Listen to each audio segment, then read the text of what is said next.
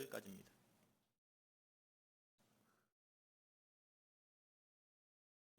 창세기 3장 1절부터 7절까지 말씀 돌아가며 읽겠습니다. 그런데 뱀은 여호와 하나님이 지으신 들짐승 중에 가장 강교하니라. 뱀이 여자에게 물어 이르되 하나님이 참으로 너희에게 동산 모든 나무의 열매를 먹지 말라 하시더냐.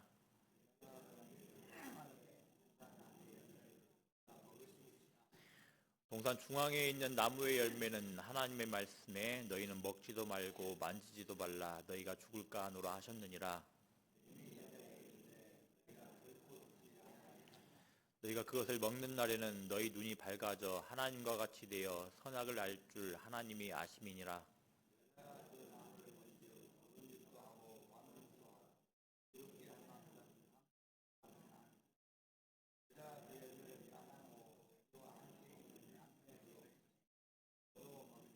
함께 읽겠습니다. 이에 그들의 눈이 밝아져 자기들이 벗은 줄을 알고 무화과 나무 잎을 엮어 치마로 삼았더라. 아멘. 성전, 곧 예수 그리스도를 믿는 자들의 그 모임인 교회의 원형은 에덴 동산으로부터 찾을 수가 있습니다. 그렇지만 에덴 동산에서 우리들은 악의 기원인 사탄의 전략의 원형을 보기도 합니다. 특별히 예수님의 초림 이후에 말세를 살아가는 이때 사탄은 택한 자들도 미혹되게 할 수 있을 만한 교묘한 모습으로 우리들에게 다가옵니다. 대놓고 흉물스럽고 폭력적이며 잔인하며 어두운 모습으로 다가오기도 하지만, 그래서 또 우리를 위협하기도 하지만 광명의 천사의 모습으로도 다가오는 겁니다. 이런 면에서 시작이 주요 키워드라 할 수 있는 창세기는 우리에게 선악이 무엇인지를 알게 하는 중요한 통찰력을 제공해 줍니다. 오늘은 창세기 3장 1절부터 7절까지의 말씀을 통해서 과거나 현재나 동일하게 미혹하는 사단의 몇 가지 전략과 이 맞서는 교회의 방어에 대하여서 함께 간략하게 살펴보고자 합니다. 첫 번째 사탄의 전략은, 사단은 언어의 사기꾼이라는 겁니다. 뱀은 하나님의 말씀을 교묘히 바꾸어 해악을 끼치는 언어의 사기꾼입니다. 뱀은 하나님께서 동산 중앙에 있는 나무의 열매만 따먹지 말라고 명하셨음을 알고 있었습니다. 그럼에도 여자에게는 하나님이 참으로 너희에게 동산 모든 나무의 열매를 먹지 말라 하시더냐라고 질문하면서 여자의 말씀에 대한 이해력을 뒤흔들며 은근히 여자의 호기심과 의심을 자극을 하고 있습니다. 그리고 뒤이어서 뱀은 말씀에 대하여서 확실하게 알지 못하고 그 의지가 지금 사탄에게로 쏠려가고 있는 여자에게 카운트 펀치를 먹입니다. 너희가 결코 죽지 아니하리라. 너희가 그것을 먹는 날에는 너희 눈이 밝아져 하나님과 같이 되어 선악을 알 줄 하나님이 아심이니라. 거짓말쟁이 사탄은 오히려 완전한 선이신 하나님을 거짓말하는 폰으로 곡해하며 지금 여자의 지금 의지를 빼앗아 오는 겁니다. 뱀은 이렇게 여자에게 하나님께서 창조주와 피조물의 경계선으로 만들어 놓으신 선악과를 따먹도록 유혹하고 있습니다. 너희가 그것을 먹는 날에는 너희 눈이 밝아져 하나님과 같이 되어 선악을 알게 할 줄 하나님이 아심이니라 라고 말하면서 뱀은 여자가 하나님의 뜻에 집중하기보다는 여자의 욕망에 집중하도록 미혹을 하고 있는 겁니다. 이렇게 사탄은 여자를 미혹을 합니다. 그런데 주목할 점이 있습니다. 지금 마귀가 무엇을 가지고 여자를 미혹을 하고 있습니까? 여자에게 주어진 하나님의 말씀을 가지고 미혹을 하고 있습니다. 문제는 이 하나님의 말씀을 마귀가 비틀어서 해석을 한다라는 겁니다. 마귀는 어설프게 하나님의 말씀을 대하는 여자에게 말씀을 비틀어 제공을 하고 있습니다. 말씀을 비틀어서 여자의 의심을 불러일으키며 여자의 그릇된 욕망을 불러일으키고 있는 겁니다. 마찬가지입니다. 지금도 마귀는 많은 경우에 하나님의 말씀인 성경을 가지고 교회를, 우리들을 미혹을 합니다. 가만히 생각해 보십시오. 우리 주변을 돌아보십시오. 성경이 사방군데 널려 있습니다. 북한과 달리 우리에겐 성경이 넘쳐납니다. 바로 마귀는 이 성경을 통하여서, 특별히 성경을 그때에 읽고 설교하게 하여 왜곡된 지식을 갖도록 합니다. 성경이 없어서가 문제가 아니라 그 주어진 성경을 그때에 이해하도록 마귀는 왜곡을 하는 겁니다. 다음은 유명한 작가의 글입니다. 이건 잘 아시겠지만, 잘 아시는 분이겠지만 조엘 오스틴이라는 목사님의 글입니다. 제가 이 목사님의 유명한 책 중에서 어떤 부분을 인용을 해서 말씀을 드리겠습니다.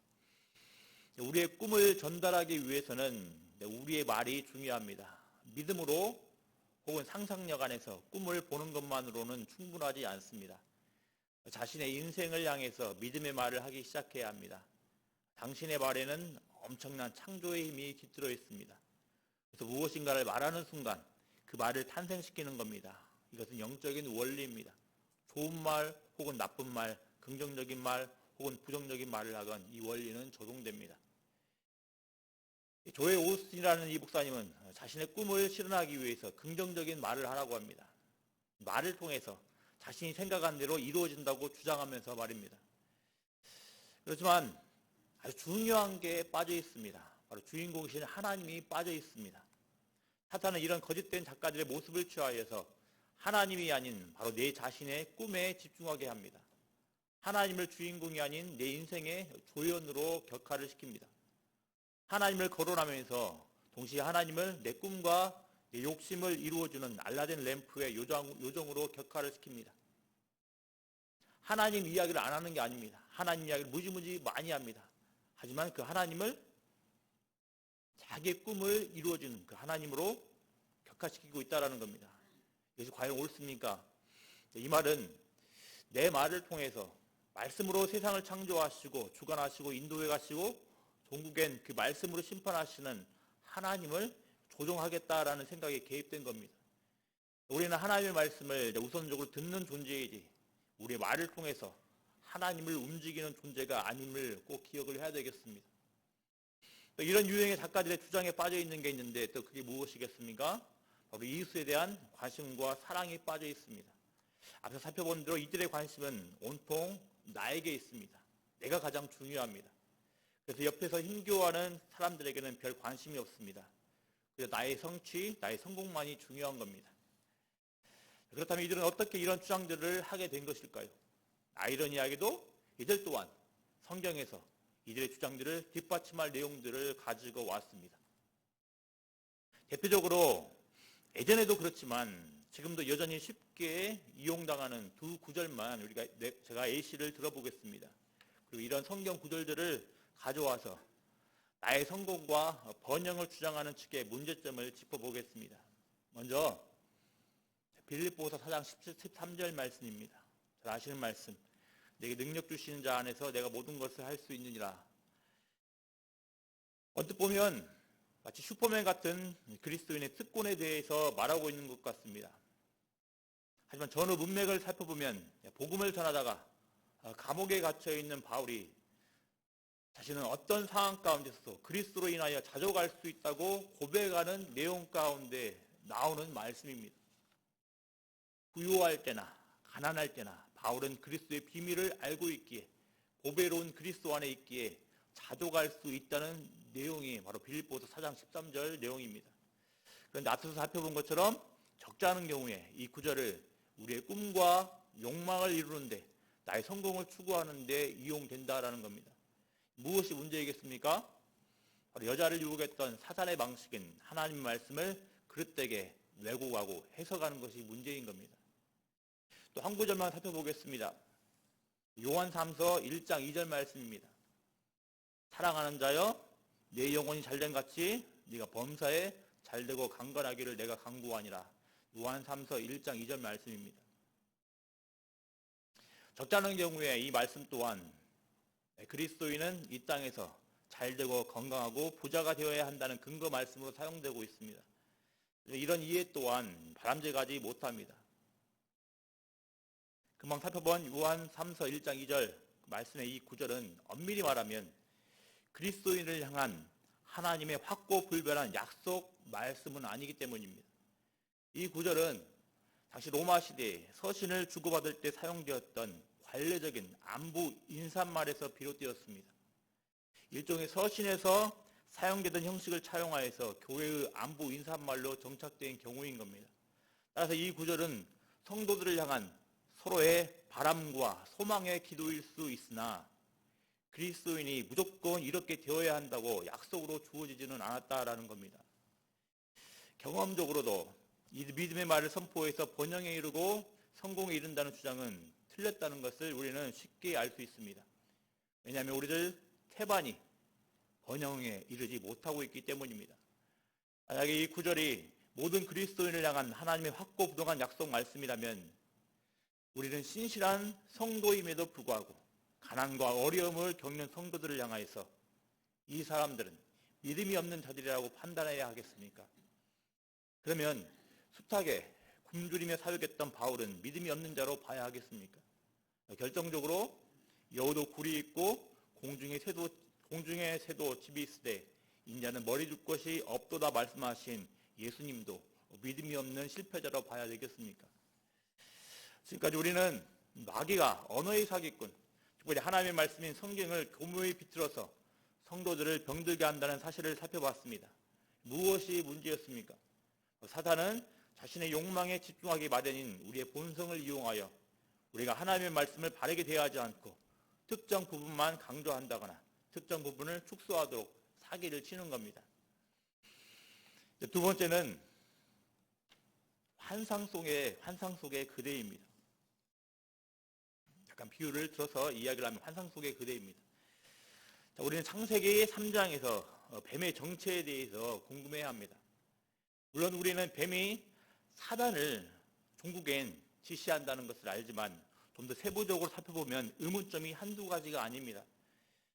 여기서는 다만 뱀의 정체에 대한 두 가지의 일반적인 해석을 잠깐 소개를 합니다.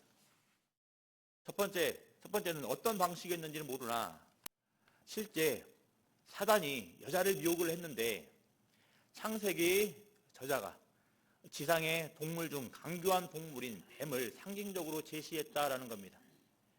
그리고 두 번째는 사탄이 실제로 뱀을 미혹의 도구로 사용하여 여자에게 나타나 미혹을 했다라는 겁니다. 저는 개인적으로 두 번째 해석을 받아들입니다. 왜냐하면 읽지 않았지만 3장 14절에서 하나님께서 뱀에게 저주를 선언하시는 장면이 나오는데 이 말씀처럼 뱀은 실제 우리가 알고 있는 뱀처럼 이제 배로 다니게 될 것이기 때문입니다. 또 성경에서는 이런 구절도 기록되어 있습니다. 여호와께서 나귀 입을 여시니 발람에게 이르되 내가 당신에게 무엇을 하였기에 나를 이같이 3번을 때리느냐. 이 말씀은 사람이 하는 게 아닙니다. 이 말은 사람이 하는 게 아닙니다. 동물인 나귀가 하고 있습니다. 민수기 22장 28절에 나오는 말씀입니다. 이 말씀을 통해서 무엇을 알 수 있습니까? 이해는 가지 않지만 나귀와 같은 동물들이 마치 사람처럼 하나님의 도구로서 말을 하는 경우가 있었다라는 겁니다. 따라서 우리가 이 말씀을 단지 상징이나 어떤 신화로만 치부하지 않는다면 사단이 뱀을 도구 삼아 여자를 미혹했다고 얼마든지 생각할 수 있다라는 겁니다. 동물과 인간의 대화, 지금 사탄은 뱀의 모습을 하고서 여자에게 말을 걸고 있는 겁니다. 동물인 뱀이 자신에게 말을 걸어왔을 때 여자는 평소와는 다른 이질적인 기분 내지 감정을 느꼈을 거라 추측할 수 있을 겁니다. 처음 창조 시에 동물의 특성을 완전히는 알 수 없겠지만 분명히 여자에게는 흔치 않은 경험이었을 겁니다. 신기한 경험을 제공하면서 사단은 여자에게 유혹의 말을 건네고 있는 겁니다. 그리고 여자는 이 신비한 경험에 이끌려서 정상적인 판단을 하지 못했던 걸로 보입니다. 이런 점들을 고려했을 때 우리가 배울 수 있는 점들이 있습니다. 소위 성령 체험을 했다면서 말씀보다 자신의 체험과 경험을 우선하는 경향들이 있다는 겁니다. 하지만 잘 아시는 대로 성령의 은사는 교회를 바르게 세우는데 사용되도록 성령께서 주권적으로 주신 것입니다. 나아가 교회의 머리 대신 예수 그리스도께로 향하여 사용되어야 하는 겁니다. 사도행전에 기록된 사도들의 이적들을 보면 꼭 이적 사건 후에 예수 그리스도를 영화롭게 하는 설교들이 등장합니다. 또 동시에 성령의 은사의 핵심은 사랑과 곧 인격의 성숙으로 나타나기 마련입니다. 잘 아시는 것처럼 갈라디아서에 기록된 성령의 열매는 다분히 인격과 관련된 내용입니다. 이것은 성령의 역사하심은 예수 그리스도를 증거하는 데 사용되어야 하지 사적인 호기심과 영적인 만족을 채워주는 데 있지 않다라는 것을 말해줍니다. 성령의 역사하심은 예수 그리스도의 성품으로 닮아가는 것으로 나타나야 하지 놀라운 능력과 위대한 자리에 올라가는 것으로 이해해서는 안 된다라는 겁니다. 분명히 지금도 일반 사람들에게 매력적으로 어필할 만한 기적과 이적 등이 나타나고 있습니다. 신비한 현상들을 얼마든지 경험할 수 있습니다. 그리고 이 기적과 신비한 현상들은 성령님으로부터 비롯된 경우일 수 있습니다. 하지만 그 열매와 결과로 예수 그리스도를 높이고 예수 그리스도를 증언하는 모습이 없다면 우리들은 하나님의 말씀을 오판하고서 그릇되게 행동할 수 있음을 알아야 하는 겁니다. 다시 높아심에 말씀드립니다. 지금도 하나님께서는 필요에 의하여서 꿈과 환상 등과 같은 방식으로 기타 신비한 방식으로 하나님의 뜻을 전해주시는 경우가 있으십니다. 하지만 어디까지나 특수적인 경험이며 주관적인 체험이라는 것을 이해를 해야 되겠습니다. 이 특수한 경우를 주관적인 체험을 일반화하여서 보편적으로 모든 그리스도인들이 경험할 수 있다고 생각하는 건 곤란하다라는 겁니다. 주관적으로 경험한 신비한 체험을 성경의 계시와 동급으로 생각해서는 아주 곤란하다라는 겁니다. 그저 하나님께서 나를 사랑하셔서 개인적으로 주신 신비한 은혜, 감사한 은혜임을 고백을 하고 하나님을 찬양하는 것이 마땅한 겁니다. 인간은 연약하게 그지없는 유한한 존재입니다. 그렇기 때문에 자신들이 경험할 수 없는 특별한 체험을 내보이는 자에게 호기심을 갖고 분별력 없이 따라갈 수 있는 가능성 또한 얼마든지 있다는 것을 알아야 되겠습니다. 사탄은 인간의 이런 모습들을 너무나 잘 알고 있습니다. 셋째로는 한쪽 면의 얼굴만 보게 하는 사기꾼입니다. 오늘 본문에 등장하는 사탄의 전략 중에서 유심히 볼만한 점이 있습니다. 바로 여호와 하나님에 대한 호칭입니다. 1절을 보면 분명히 우리는 여호와 하나님이라는 호칭을 보게 됩니다. 그런데 의미심장하게도 뱀이 여자를 유혹하는 말을 보면 이상하게도 여호와라는 호칭이 지금 누락되어 있습니다. 뱀이 의도적으로 삭제한 겁니다. 또 뱀의 질문 앞에서 답변하는 여자의 반응이 나오는 3절에서도 여자는 여호와라는 호칭을 언급을 하지 않습니다. 이렇게 여호와라는 호칭이 누락된 구절은 5절에도 등장을 합니다. 이런 점들을 어떻게 이해해야 되겠습니까? 확실히 우연의 일치는 아닌 것 같고 분명한 의도가 있어 보입니다. 이 의도를 파악하기 위해서는 먼저 각각 하나님, 여호와의 의미를 대략적으로 이해해야 합니다. 하나님은 일반적으로 전능하시고 강한 신의 의미를 지닙니다.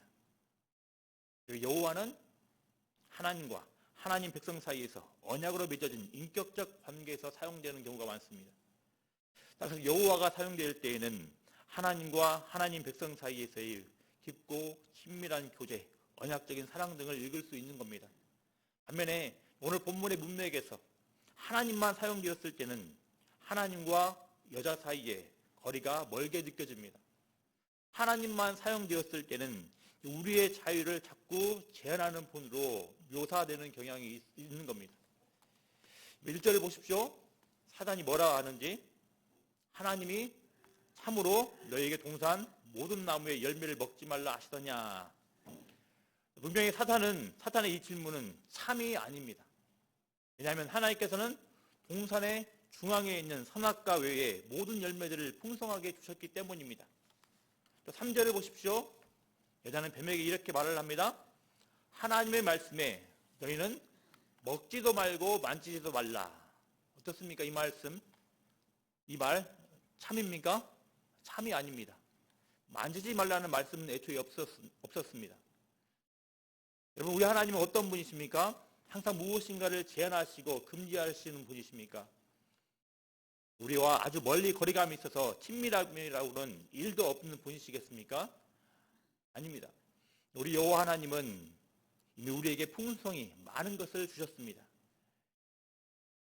2장 16절 말씀을 한번 우리 찾아서 읽어보겠습니다. 2장 16절 말씀입니다.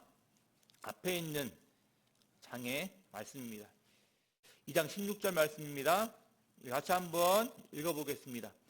여호와 하나님이 그 사람에게 명하여 이르시되 동산 각종 나무의 열매는 네가 임의로 먹되. 아멘.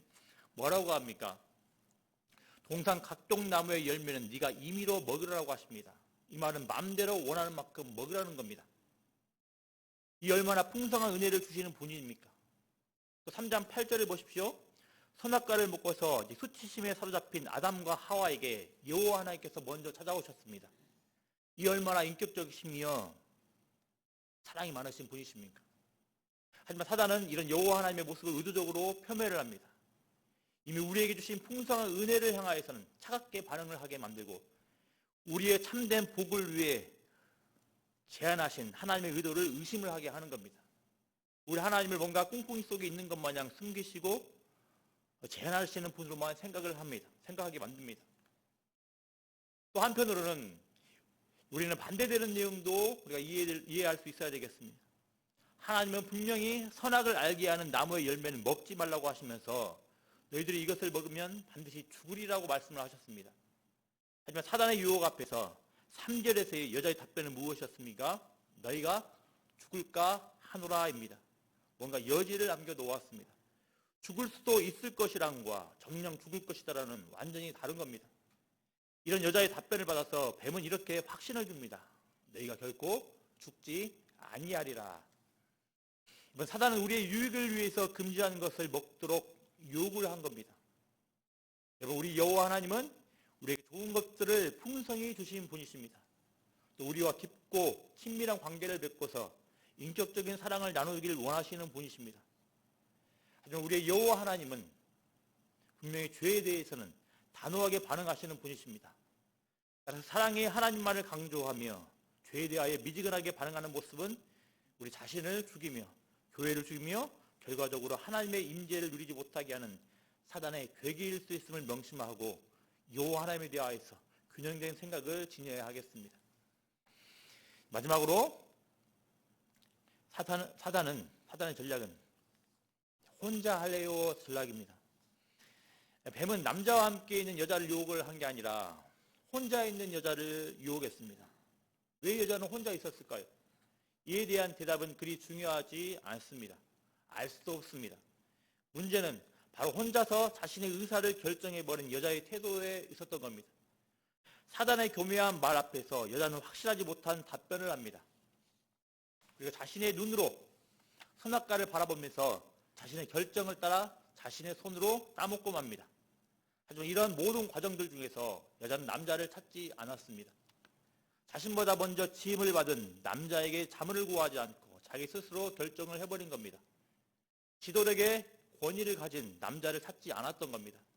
이 결과 어떤 파국에 이르게 되었습니까? 하나님께서 금하신 열매를 먹음으로 죽음에 이르게 되었던 겁니다.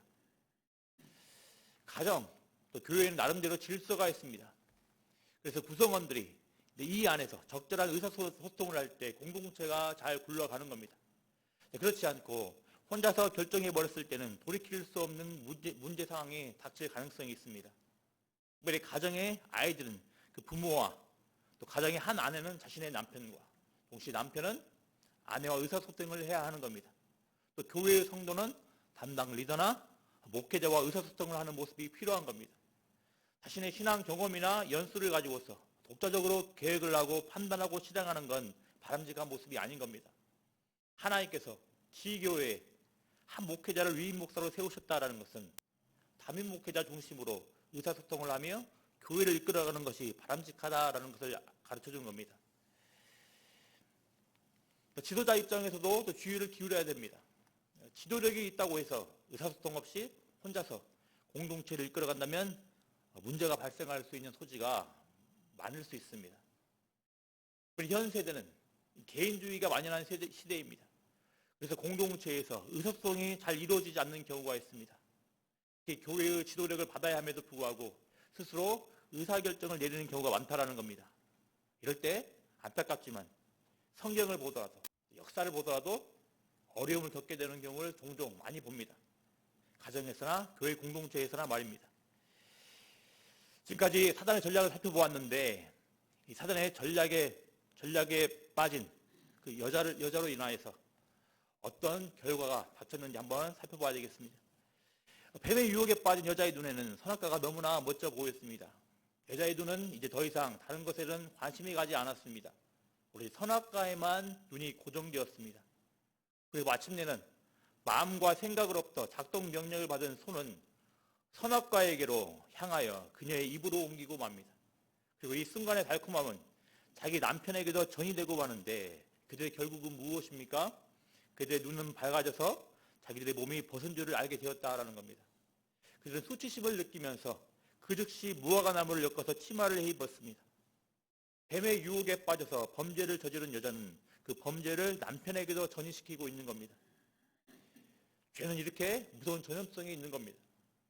사단은 이 여자와 남자를 유혹하여 그들을 통하여서 나올 모든 인간을 죄인으로 만들어 버린 겁니다. 순간의 달콤함이 모든 인간을 파멸의 구렁텅이로 이끌어간 것입니다. 고대 근동의 일정 지역에서는 당대에 뱀을 향하여서 생명의 신 혹은 지의 신으로 여기는 경우가 있었다고 합니다. 이런 점들을 고려를 한다면 뱀은 여자를 향하여서 이렇게 말을 한 셈입니다. 생명과 지혜에 대하여서 여호와 하나님께서 이러이러하게 말씀하시더냐? 아니야. 먹어봐. 별일 없을 거야. 먹어봐. 새로운 천안의 은혜를 경험하게 될 거야. 그러니 먹어봐. 별일 없을 거야. 여러분, 결과가 무엇이겠습니까? 생명을 잃어버렸습니다. 가장 고상한 지혜인 하나님을 아는 지혜, 지식을 잃어버렸습니다. 그리고 성경은 이에 대해서 이렇게 말을 합니다.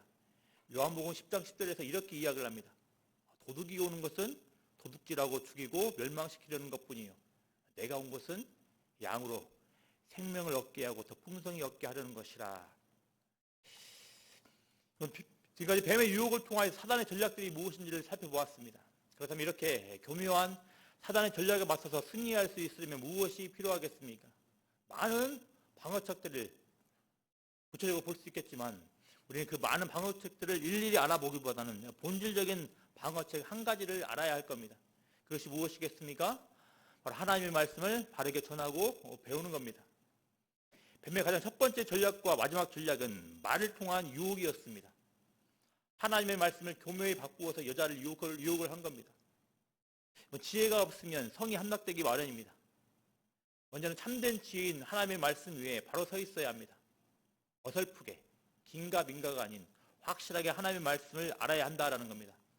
뱀은 여자를 유혹을 할 때 전혀 하나님의 말씀과 연관성이 없는 질문들을 한 것이 아닙니다. 하나님의 말씀으로 유혹을 하되 교묘히 자신의 의도에 따라 말씀을 왜곡을 한 겁니다. 그렇게 우리는 하나님의 말씀을 정확하게 폭넓게 알아가야 하는 겁니다. 복음서를 보면 둘째 아담이신 예수님께서도 공생애를 시작을 하시기 전에 사단의 시험을 받으셨습니다. 그런데 주목할 점은 예수님께서 다른 것들을 통하여 사단의 유혹을 물리치신 게 아니었다라는 겁니다. 교묘하게 성경의 전후 문맥을 무시한 하나님의 말씀으로 유혹을 하는 사단의 제적 앞에서 예수님께서는 하나님의 말씀으로 방어를 하셨습니다. 하나님이신 예수님께서도 하나님의 말씀인 성경을 인용을 하여 유혹을 물리치신 겁니다. 하나님의 말씀인 성경이 가르치고 있는 그 본질의 내용들을 인용을 하여서 유혹을 물리치신 겁니다. 갈수록 매력적이지만 본질적이지 않은 세상의 방식들이 교회에 은근히 자리 잡는 경우들을 봅니다. 성도들 각자를 본다 하더라도 성경을 떠나 있는 경우가 많습니다. 말로는 성경을 강조하지만 실제적으로 성경을 진지하게 대하지 않고 쉽게 대하는 경우도 있습니다. 하지만 이런 모습들은 필시 뱀의 유혹을 받아 선악과를 따먹어버린 여자의 선례를 따라 여러모로 위험에 처하게 될 가능성이 있습니다. 무엇으로 방어를 해야 되겠습니까? 가장 중요한 예수님께서 몸소 보여주셨던 방어책은 하나님의 말씀으로 온전히 무장을 해야 한다라는 겁니다. 잘 아시는 대로 신약의 지상 사명이라 할 수 있는 마태복음 28장 20절을 통하여서 예수님께서는 이렇게 그리스도인을 향해서 명하셨습니다. 예수님께서 교회에게 분부한 모든 것을 가르쳐 지키게 하라 명하셨던 겁니다. 그냥 주일 예배 한 번 드리며 말씀 듣는 수준이 아니었습니다. 그저 일부분을 가르치고 배우라는 말씀도 아니었습니다. 왜냐하면 이 말씀이 적용되어야 할 배경인 이 세상은 우상숭배적인 요소, 세속적인 가치관이 만연한 곳이기 때문에 하나님의 말씀을 바르게 무장하지 않으면 사단의 전략에 빠져 선악과를 따먹었던 여자처럼 쉽게 세상에 넘어가기 때문인 겁니다. 그래서 하나님의 입으로부터 나오는 모든 말씀을 강력하게 가르치고 배우지 않으면 이스라엘의 실패가, 하와의 실패가 고스란히 우리들에게도 재현될 것이기 때문이라는 겁니다. 말씀 맺습니다. 첫 성전이라 할 수 있는 에덴 동산에서 사단은 여러 가지 괴계로 아담과 하와를 흔들고 마침내 하나님을 떠나게 만들었습니다. 하나님의 말씀을 비틀고 왜곡하는 방식으로, 주관적인 체험에 치우쳐 명확한 하나님의 말씀을 떠나게 하는 방식으로, 또 완전하신 하나님을 편향되게 이해하는 방식으로, 의사소통 없이 혼자서만 결정하는 방식으로 아담과 하와의 마음과 생각을 휘저었습니다. 한마디로 하나님의 말씀을 떠나도록 시험을 한 것이었습니다. 따라서 지금도 교회를 무너뜨리기 위해 쓰는 이러한 사단의 전략 앞에서 원론적이면서도 본질적인 방어책은 바로 말씀을 바로 알고 순종하는 겁니다. 이를 위해서 신학교뿐만 아니라 교회 또한 이 하나님의 말씀을 맡아서 설교하고 가르치는 자들을 위하여서 기도하며 세워가야 합니다. 또 당연한 것이겠으나 목회자 또한 하나님의 말씀을 바르게 전하고 힘써야 하겠습니다. 성도들도 각자 자신의 위치에서 하나님의 말씀을 바르게 배우고 바르게 읽고 바르게 순종하며 살아가도록 힘써야 하겠습니다. 특히 올 초에 다들 하나님의 말씀을 더 사모하며 읽어야 하겠다라고 결심들을 했을 것인데 이 결심들이 얼마나 유지되고 있는지 모르겠습니다. 혹여 잘 유지되지 않고 있다면 다시 시작을 하시길 바랍니다. 다시 시작하여서 말씀을 통하여서 우리 각자를 교회를 더 바르게 건강하게 세워가기를 기도합니다. 예수께서는 사단의 전략과 시험에 맞서 말씀으로 싸우는 방법을 직접 보여주셨습니다. 예수께서는 사단의 시험을 물리치심으로 사단의 시험 앞에 실패한 교회를 회복시켜 주시는 분이십니다. 그러니 다시 말씀을 대하는 우리의 그릇된 모습과 말씀을 대하는 우리의 나태한 모습을 인하여서 무너졌다면 사단의 시험 앞에 실패한 교회를 사단의 시험을 극복하시고 사단의 시험을 물리치신 예수 그리스도를 의지하며 다시 일어나서 하나님의 말씀을 읽고 하나님의 말씀을 열심으로 상고하며 그 말씀에 묵상하며 말씀을 무장하는 복된 은혜가 있기를 기도합니다. 우리 찬양하겠습니다. 찬송가 203장입니다.